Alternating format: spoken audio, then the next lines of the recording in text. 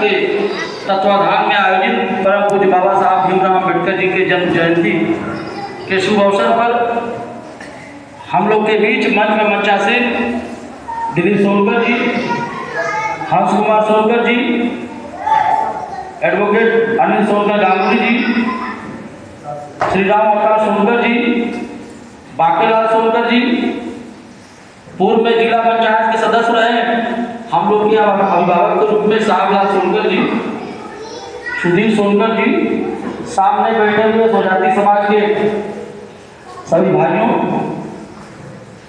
मुख्य रूप से डॉक्टर अशोक सोनकर जी, राजेश सोनकर जी, संतोष सोनकर जी, सतेज सोनकर जी, सावक सोनकर, विनोद सोनकर, सभी लोग यहाँ जितने लोग गणमान्य यहाँ आए हैं, सभी का इस बाबा साहब के जन्म जयंती के शुभ अवसर पर मैं बहुत बहुत बधाई आपको देता हूँ, आपको साधुवाद देता हूँ।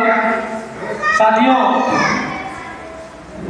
आज यह पावन पर्व मनाने का जो हमारे खटिक समाज को मनाने की जरूरत पड़ी है, हम इस पर भी चर्चा करना चाहेंगे। तमाम वक्ताओं भी बताएंगे, अपना अपना विषय रखेंगे। साथियों, हम खटिक समाज के उत्पत्ति के बारे में भी थोड़ा चर्चा करना चाहते हैं, क्योंकि खटिक समाज के बैनर तले यह कार्यक्रम हो रहा है। खटिक समाज के इतिहास और खटिक समाज के को उत्थान के रूप में आगे बढ़ाने के लिए बाबा साहब का क्या योगदान है, मैं उस पर भी चर्चा करूंगा। क्योंकि हम लोग सदैव पढ़ाने वाले लोग हैं, ज्ञान हमेशा अर्जित करते रहते हैं, नई नई चीज सीखने का प्रयास करते हैं। बाबा साहब ने एक नारा दिया था, शिक्षित बनो, संगठित रहो और संघर्ष करो, जिसका अनुकरण करके आज समाज के कई जातियां अपने समाज का उत्थान कर रही है। साथियों, उसी मंत्र को लेकर हम लोग को भी, हमारे खटिक समाज को भी आगे बढ़ने की जरूरत है। साथियों, खटिक समाज जब जाति व्यवस्था नहीं थी देश में, चूंकि हम लोग जो चीज बोलते हैं एक कहीं न कहीं इतिहास में लिखा है, मनोमार्जित या टेम्परेरी कोई बात नहीं है। जब जाति व्यवस्था नहीं थी, कर्म व्यवस्था थी। यहाँ लोग काम के आधार पर बांटे गए थे, तो किसी का काम नाई का था, किसी का काम लोहार का था, ऐसे हर जातियों को वो जाति व्यवस्था की वर्ग में बांटा गया काम के आधार पर। खटिक समाज, जिनका मूल अगर आप जल में जाएंगे तो यह मंदिरों में देवी देवताओं के स्थानों पर पशुओं की बलि देने का काम खटिक समाज के लोग करते थे। अब कहीं कहीं राजाओं के शासन में, जब राजा रजवाड़ों का शासन हुआ करता था, तो उस समय सैनिक के रूप में यह खटिक समाज के लोग अपनी सेवा देते रहे देश में। साथियों, हम लोग जानते हैं, इतिहास गवाह है, जब हमारे देश में राजा रजवाड़ों का शासन था तो उस समय मुगल, चूंकि भारत सोने की चिड़िया कही जाती थी, हर मंदिरों में था, सोना था, यहाँ के लोग बहुत संपन्न थे। तो मुगल अरब से चलकर भारत को लूटने का प्रयास किए। उनको पता था कि भारत के मंदिरों में सर्वाधिक सोना है, वहां जो खजाना पूरा पड़ा हुआ है। लेकिन उस समय खटिक जाति के लोग सैनिक के रूप में, मंदिरों में पुजारी के रूप में सबसे पहले मुगलों से लोहा लेने का काम खटिक समाज के लोगों ने किया था। लेकिन साथियों, मुगलों के पास षड्यंत्र के तहत, अपनी व्यवस्था के तहत उन्होंने किसी प्रकार से भारत पे अपना आधिपत्य कायम करने में सफल हो गए और उनसे लड़ने वाली जो खटिक वीर जातियां थी वो छीन भिन हो गई। मुगलों ने खटिक समाज के लोगों को, इन्होंने देखा कि सबसे ज्यादा लोहा लेने वाली अगर कोई जाति है तो खटिक जाति है।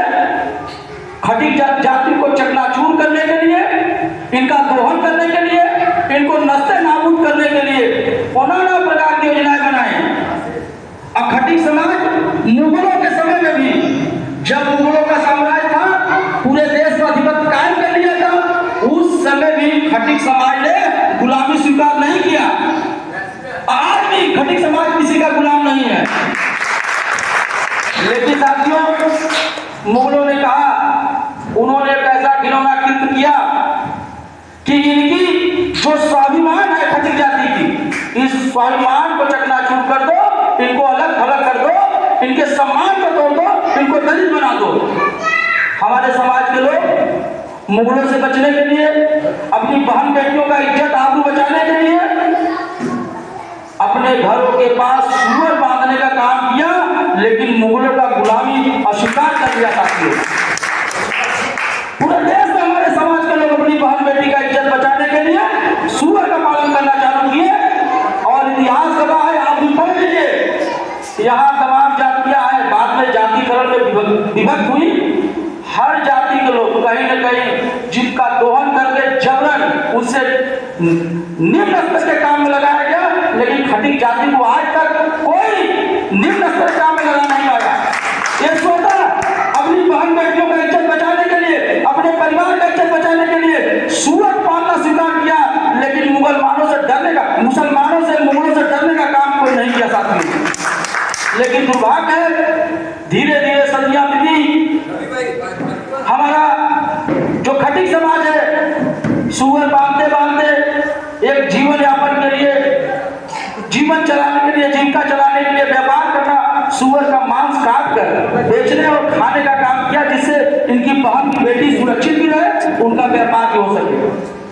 धीरे धीरे यह मुख्य रूप से खटिक समाज का एक व्यापार हो गया, सुअर पालन और सुअर मांस का काम इनका व्यापार हो गया। क्योंकि व्यापार नहीं करेंगे तो परिवार नहीं चला पाएंगे साथियों।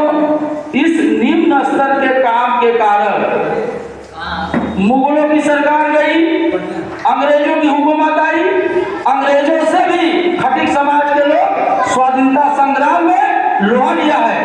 कितने अंग्रेज के नाक को चला दिया था हमारे खटिक समाज के योद्धाओं ने। लेकिन जब मुगलों के समय जब जाति व्यवस्था कैटेगराइज करने लगे, तो उस समय अस्पृश्यता के आधार पर, चूंकि काम निम्न स्तर का था, सुअर पालन का काम था, सुअर काटने का काम था, तो कैटेगराइज करके इन्होंने कहा ये अछूत जातियों की श्रेणी में आती। और कालांतर में वो जो शूरवीर जातियां थी, जिन्होंने हिंदुस्तान के हिंदुओं की, मंदिरों की और समाज की रक्षा करने का बेड़ा उठाने वाली खटिक जाति धीरे धीरे अछूत जाति बदल गई। इस समाज में हमारे साथ भेदभाव होने लगा। जो वीर थे, जब राजा रजवाड़ों का समय था, जब वीरता थी उनके पास, और धीरे धीरे उन जातियों को अछूत जातियों में परिवर्तित कर दिया गया साथियों। जब भेदभाव पूरे देश में व्याप्त हो गया, हमारे समाज के साथ भी भेदभाव होने लगा, हमें समाज के मुख्य धारा से काट दिया गया, हमें समाज के मुख्य धारा से काट दिया गया साथियों।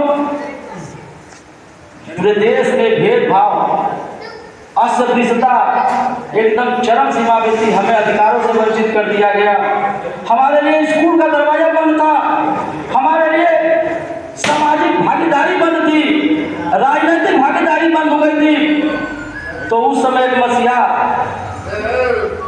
14 अप्रैल